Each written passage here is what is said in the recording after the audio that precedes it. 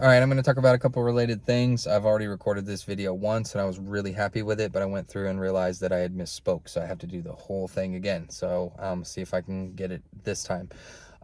When I worked at facilities, it would be either that they would rely on me and my expertise and my acumen, like as a dog trainer, or they would rely on me as a warm body, and they would have me fill in when they were short staffed and float, and kind of, utilize me as a kennel attendant, because, they theoretically knew how to do everything in the back of the house. Okay. But one of the things that I would help with is feeding. So putting down breakfast and dinners. When I would put down a breakfast or a dinner, like I could tell immediately when a dog would need a slow feeder or a slow down bowl, because the dog would start inhaling. They would start gobbling their food up. So these dogs are at greater risk for aspirating. They also are increased risk for canine bloat, especially if they're a large breed or giant breed. Giant breed also can develop GDV, so that stands for something that I cannot pronounce. If I tried, I would definitely screw it up. I'm not a doctor. I'm not a veterinarian. I don't pretend to be. I don't play one on TV, but stomach is twisted. That is associated with canine bloat. That is a life-threatening condition 100% of the time. They need to go to the emergency vet.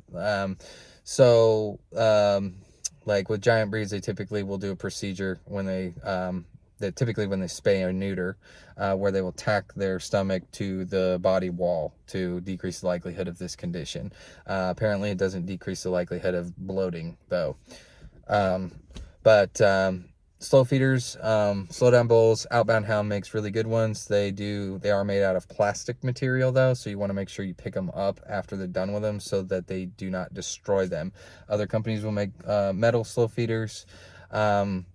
So definitely dogs like this, you want to do a slow feeder or slow down bowl, or you're going to want to hand feed. You're probably not going to be able to hand feed in a kennel context. Ian Dunbar is all about hand feeding. He says he wants you to throw away your dog's food bowl and utilize every piece of kibble for learning opportunities, for associations, for solving your dog's problem now. And then putting the rest in like a interactive treat toy, like a Kong and stuff like that, the stuff that's going unused. Because basically you put your dog's food down as freebies. They either eat it up immediately or they will leave it down and then they will return to it at their convenience and their grazing throughout the day. So that probably also will indicate that you may have a resource guarder when you have a dog that is inhaling their food.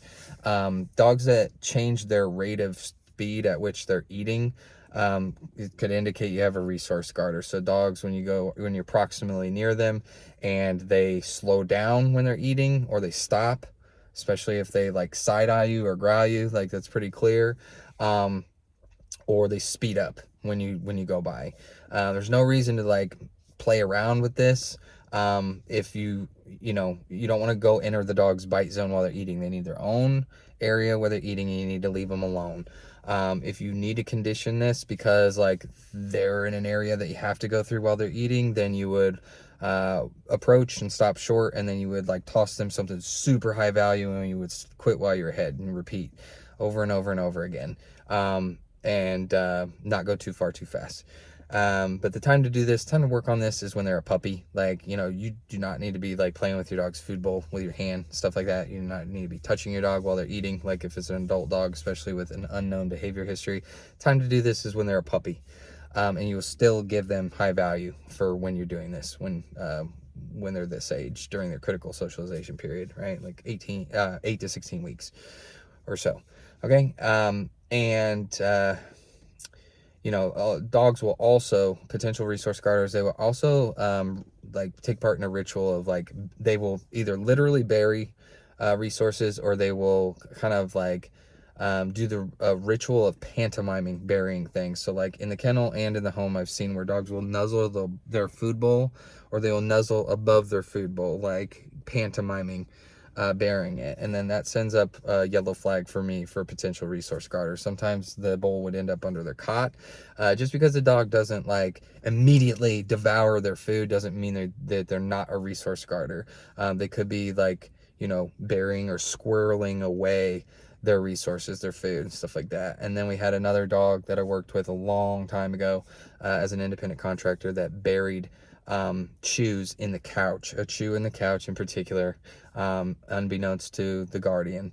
And she came and sat down next to him, and he bit her in the face. And this dog didn't have a history of resource guarding. He didn't have a history of resource guarding toward me or toward the guardian, but he did have a history of biting. So that did just kind of evolve and develop, which was really, really unfortunate, because they did have to let him go. But yeah, this is going to be like a more narrow topic. Like, I don't know if it felt broad, but there's much more to discuss with resource guarding and possessive aggression. But value is subjective to the dog. So it's not all food, bowl, treats, and toys. I had a border collie mix when I was younger, Reggie, that would guard things like DVD and video game cases, video game controllers, and just like all kinds of wacky stuff. It's not just like we said, food bowl, toys, chews, and garments. Like socks and underwear are huge, really popular one. So anyway, I'm fairly happy with that. Thanks for watching.